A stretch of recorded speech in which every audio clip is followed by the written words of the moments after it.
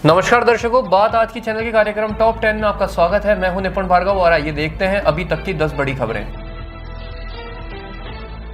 प्रधानमंत्री नरेंद्र मोदी ने गुरुवार को Japan association of corporate executives के एक उच्च स्तरीय प्रतिनिधि मंडल के साथ द्विपक्षीय व्यापार को मजबूत करने, निवेश के अवसरों को बढ़ाने और प्रमुख क्षेत्रों में सहयोग को बढ़ावा देने के मुद्दों पर चर्चा की। बैठक के दौरान मोदी ने भारत जापान विशेष रणनीति और वैश्विक साझेदारी पर भी प्रकाश डाला और व्यापार के अनुकूल माहौल प्रदान करने के भारत के दृढ़ संकल्प की पुष्टि की। चर्चा में निवेश संबंधी आर्थिक सहयोग को लेकर भी बातचीत की गई। जम्मू कश्मीर के कठुआ जिले के सुदूर जंगली इलाके में कल से चल रही भीषण मुठभेड़ में 3 आतंकवादी ढेर हो गए। इतनी ही संख्या में पुलिसकर्मी भी शहीद हुए हैं। इसके अलावा एक डीएसपी सहित 7 अन्य सुरक्षा कर्मियों की घायल होने की खबर आई है। मरने वाले आतंकवादी पाकिस्तान में स्थित संगठन जैश-ए-मोहम्मद के सदस्य थे। अधिकारियों ने बताया कि कई स्थानीय युवक भारी हथियार और गोला बारूद को जंगल के अंदर ले जाने में सुरक्षा बलों की मदद करते देखे गए। मुख्यमंत्री भजनलाल शर्मा ने कहा कि राजस्थान सरकार प्रदेश में कानून व्यवस्था सुदृढ़ बनाने के लिए प्रतिबद्धता के साथ काम कर रही है। प्रदेश की सभी जेलों को मजबूत एवं आधुनिक बनाने के लिए जेल विभाग को आवश्यकता अनुरूप सभी जरूरी संसाधन उपलब्ध कराए जा रहे हैं। बता दें कि मुख्यमंत्री भजनलाल शर्मा कल गृह विभाग की समीक्षा बैठक की अध्यक्षता कर रहे थे। यह बैठक जयपुर केंद्रीय कारागार में बंद बदमाशों द्वारा उप मुख्यमंत्री प्रेमचंद बैरवा को जान से मारने की धमकी दिए जाने के बाद आयोजित की गई थी।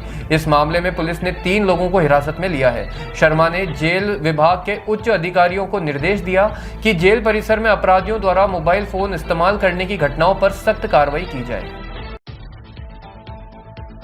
मिस्र के हरगड्डा शहर के पास पर्यटकों को लाल सागर में प्रवाल भित्तियां दिखाने के लिए पानी के भीतर ले जा रही एक पनडुब्बी डूब गई, जिसमें 6 रूसी नागरिक मारे गए। वहां के गवर्नर ने बताया कि इसमें कई पर्यटकों को बचा लिया गया है। हादसा समुद्र तट से करीब 1 किलोमीटर दूर हुआ। मृतकों में 2 बच्चे भी शामिल हैं। वहां के वाणिज्य दूतावास ने बताया कि जहाज पर सभी सवार पर्यटक रूसी थे, लेकिन मिस्र के गवर्नर ने कहा कि उनमें भारत, नॉर्वे और स्वीडिश के नागरिक भी शामिल थे। पनडुब्बी के डूबने का कारणों का पता अभी तक नहीं चल पाया है। All India Muslim personal law board ने मुसलमानों से आग्रह किया कि वे आज शुक्रवार को जुम्मे की नमाज के लिए जाते समय अपने दाहिने हाथ पर काली पट्टी बांधें और वक्फ पर संशोधन विधेयक के खिलाफ विरोध दर्ज करें। AIMPLB के महासचिव मौलाना मोहम्मद फजलुर रहीम मुजाहिदीन ने एक वीडियो जारी कर लोगों से अपील की। AIMPLB का यह बयान संसद की संयुक्त समिति द्वारा वक्फ विधेयक पर अपनी रिपोर्ट सौंपे जाने के बाद आया है। हालांकि अभी तक इसे सूचीबद्ध नहीं किया गया है। सेना प्रमुख जनरल उपेंद्र द्विवेदी ने कहा कि सशस्त्र बलों को चुस्त और तकनीकी रूप से सक्षम होना चाहिए ताकि 2047 तक आत्मनिर्भरता के माध्यम से विकसित भारत के दृष्टिकोण को साकार किया जा सके। सेना प्रमुख सिकंदराबाद में रक्षा प्रबंधन कॉलेज के उच्च शिक्षा प्रबंधन पाठ्यक्रम पर समापन भाषण दे रहे थे। उन्होंने कहा कि सशस्त्र बलों को राष्ट्रीय शक्ति का एक प्रमुख स्तंभ और क्षेत्र में एक सुरक्षा भागीदार होना चाहिए।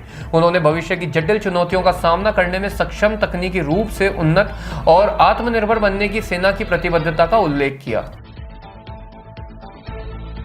दिल्ली सरकार ने पहली बार हिंदू नववर्ष चैत्र शुक्ल प्रतिपदा नव संवत्सर के लिए एक भव्य समारोह की घोषणा की है, जिसमें नवरात्रि के दौरान बड़े पैमाने पर फलाहार पार्टी समेत कई सांस्कृतिक और धार्मिक कार्यक्रम आयोजित किए जाएंगे।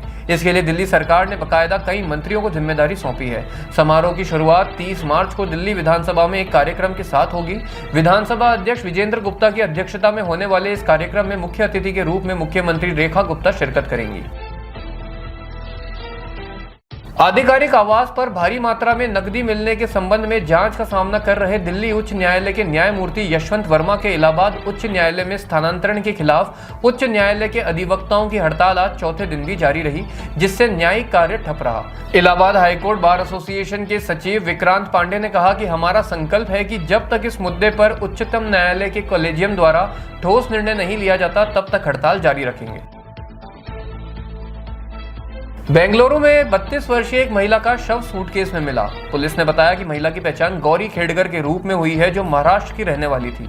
महिला का पति राकेश राजेंद्र खेड़कर अपनी पत्नी को मारने के बाद पुणे भाग गया था। पुलिस उपायुक्त ने बताया कि महिला और उसका पति पिछले महीने ही बेंगलोर आए थे। उन्होंने बताया कि महिला का शव सूटकेस में मिला है और महिला के शरीर पर कई निशान मिले हैं जो किसी खतरनाक हथियार के लगते हैं। वहीं आरोपी को पुणे से गिरफ्तार कर लिया गया है।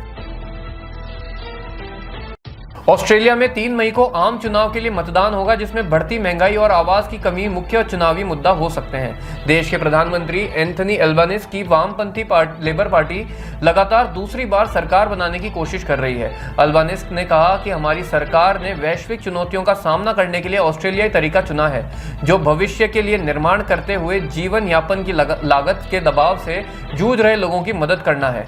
वहीं दूसरी ओर कई विश्लेषकों ने विपक्षी नेता पीटर डटन की लिबरल पार्टी के नेतृत्व वाले रूढ़िवादी गठबंधन के चुनाव में अच्छा प्रदर्शन करने की संभावना जताई है। टॉप 10 में अभी के लिए इतना ही। अगले कार्यक्रम सुपर 30 में आपसे फिर मुलाकात होगी। तब तक के लिए बने रहिए आपके अपने चैनल बात आज की के साथ। धन्यवाद।